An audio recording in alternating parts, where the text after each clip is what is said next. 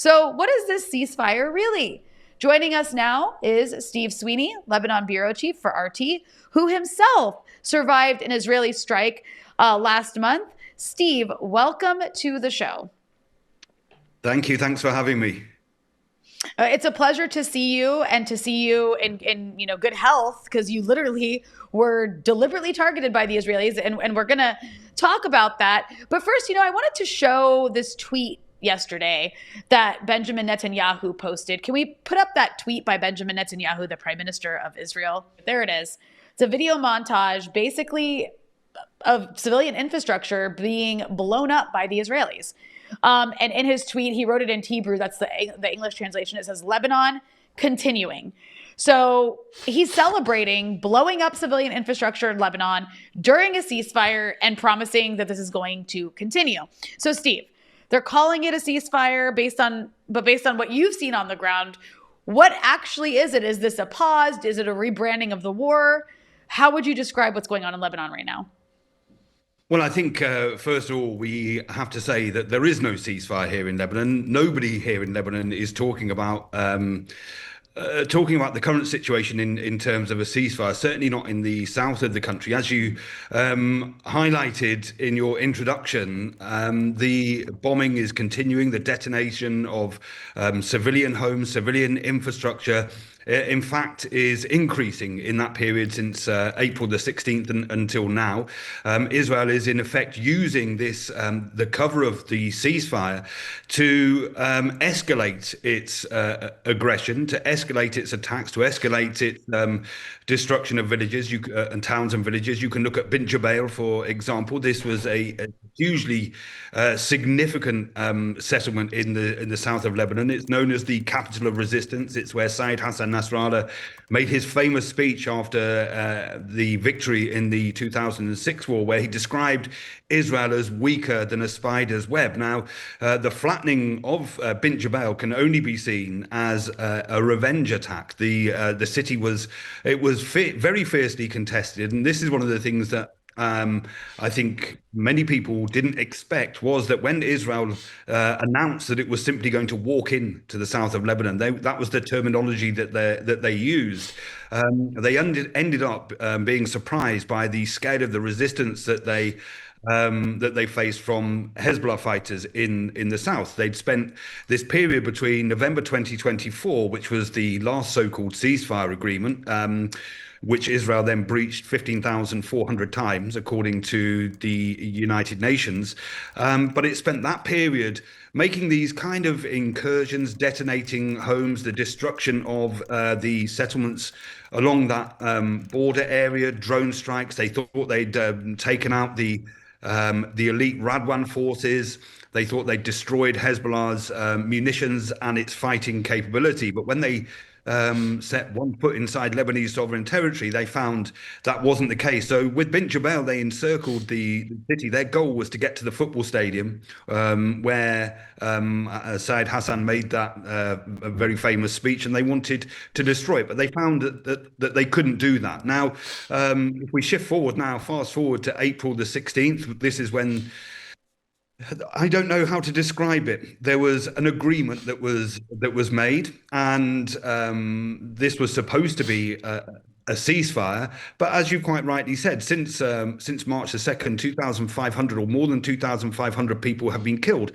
Now, these are not Hezbollah fighters that are being killed either. These are civilians, families. At least two families have been wiped out in Israeli airstrikes today. There's possibly more. There's barely an hour that goes by without a strike or these forced displacement orders, which is another term for ethnic cleansing. This is a polite way of saying ethnic cleansing. And that's what we're seeing in the south of Lebanon. This is an ethnic cleansing operation on a scale far larger even than the Nakba. Of course, this is the forced displacement of hundreds of thousands of Palestinians on the establishment of the State of Israel.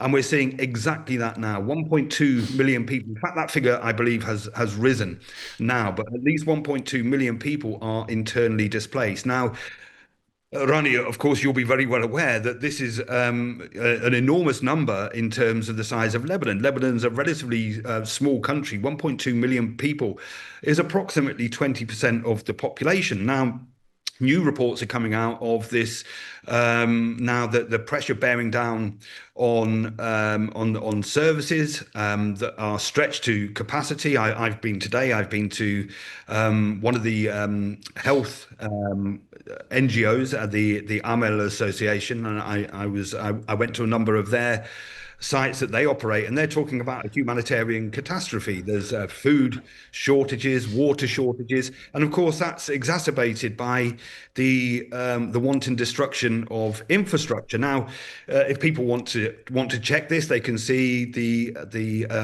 Israelis bulldozing solar panels in Debel, which is a Christian village in the south of Lebanon. Now, the reason that this is so important is one.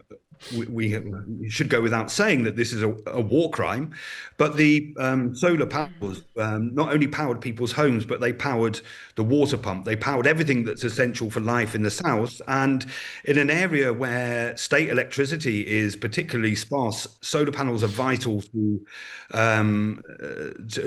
life there. And the only reason for doing this is to force people to leave the land. They want them to leave the land because they want the land. That's that's pretty much it in a nutshell. Now, you mentioned the health workers coming under attack. There was a funeral today for three health workers, three civil defence workers that were martyred in a what they call a double tap strike in Majd al-Zun. They were attending an Israeli airstrike where civilians were buried under the rubble. I believe that at least two civilians were martyred in that attack also. And then when they arrived at the scene, they were also struck. Now, Israel tries to justify these kind of attacks, and every now and again they put out the same statement and they say, without providing any evidence whatsoever, that Israel is in fact that Hezbollah is using these ambulances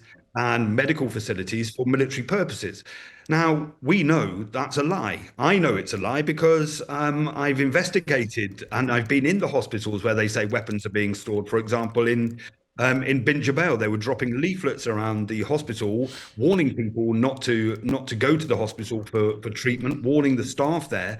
But we went into the hospital, we searched everywhere, we spoke to the medical staff that were working in there, and all that you could see in that hospital was exactly the same that you'd find in any hospital in any country anywhere in the world. This was a civilian hospital treating civilian patients. So. I've also been in the back of the ambulances as well and been treated in hospitals. So, this is obviously an attempt to muddy the water and to put this kind of notion in people's mind that Hezbollah is doing this, which is just simply fantasy. This is Israeli. This is Hezbollah. It's propaganda, and it's an outright lie. Journalists are also coming under attack now.